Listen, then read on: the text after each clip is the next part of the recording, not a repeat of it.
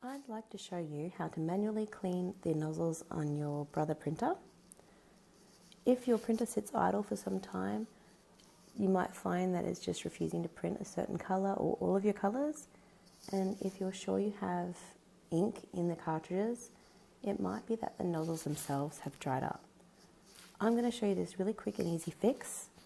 It's really quick to do, and you should have everything you need at home, and it'll save you having to throw out your printer and buy a new one. All you need is some distilled water, a dropper. I'm using this, just a medicine syringe, and some paper towel. Okay, all you have to do is you need to first of all get the printer head moved to the side so you can put some paper towel underneath it. This is really important because when the water absorbs into the ink, it may cause a bit of a mess. It's in the middle of a print cycle. Switch it off at the wall so that the printer head is all the way to the left.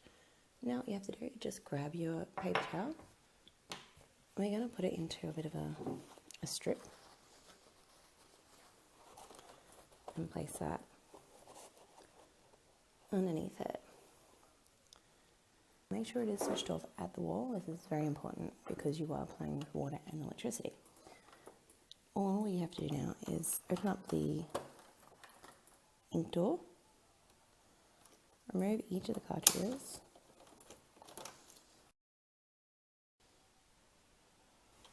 get your water dropper,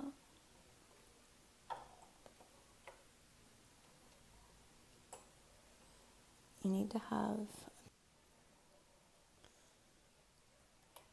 3 or 4 drops into each of those.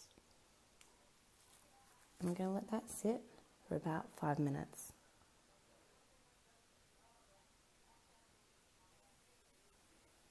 And now, pop each cartridge back in.